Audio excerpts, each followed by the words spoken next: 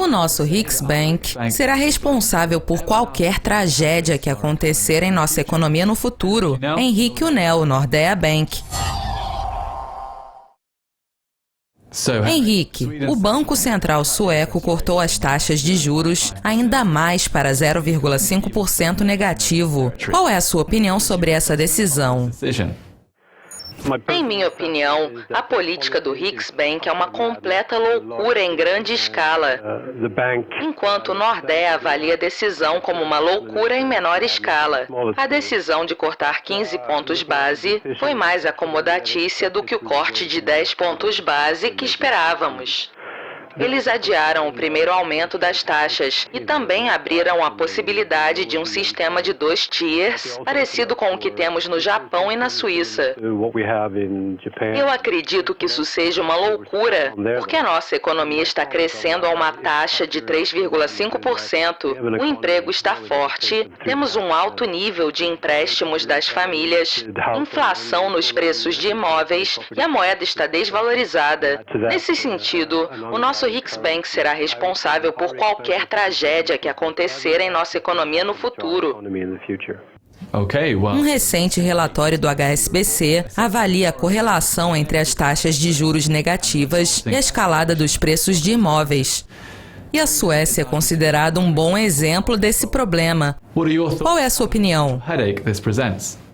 Eu diria que a avaliação deles está correta. A crise de imóveis na Suécia e o alto nível da dívida das famílias são resultados principalmente das baixas taxas e do fraco fluxo de dinheiro que isso gera em termos de pagamento de taxas para famílias. Se as taxas de hipoteca fossem 2% mais altas, os preços seriam significativamente mais baixos. O Hicks Bank está criando uma bolha, juntamente com outros formuladores de política, como o governo sueco. Mas o constante alto nível da dívida e da inflação dos imóveis significa que tomamos um grande empréstimo futuro, em termos de crescimento e consumo. Nós poderíamos presenciar um evento potencialmente brutal no dia em que os preços de imóveis forem corrigidos. Tudo isso por causa da limitação da meta de inflação e do foco exclusivo do Hicks Bank em inflação, sem considerar outras áreas da economia, o que é muito perigoso e gera instabilidade em outros setores. No caso da Suécia,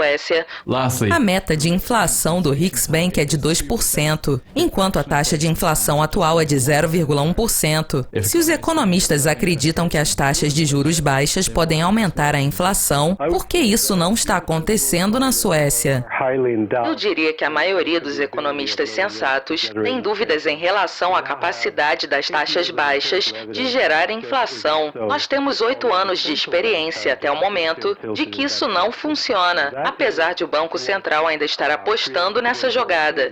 Isso está criando volatilidade no mercado, porque os bancos centrais acreditam que exista um nível mágico para as taxas, ou para o volume do programa de flexibilização, que vai gerar inflação e corrigir desequilíbrios. 3,22. Os números baixos para o IPC, não apenas na Suécia, mas em todo o mundo ocidental, refletem a fraca demanda em termos de supercapacidade em plataformas de produção global e também da queda contínua dos preços do petróleo. Não há nada que o Hicks Bank possa fazer em relação a isso. Nós não temos um problema de demanda na Suécia e o nosso PIB está crescendo a 3,5%. Cortes nas taxas de juros só vão aumentar a especulação financeira e não o investimento real.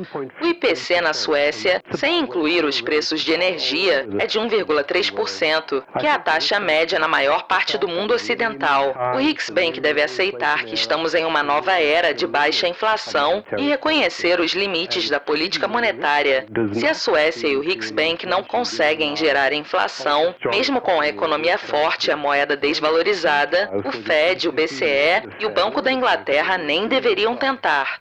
Obrigado, Henrique. Continuem conectados a Dukascopy TV para mais atualizações e notícias financeiras. Até mais!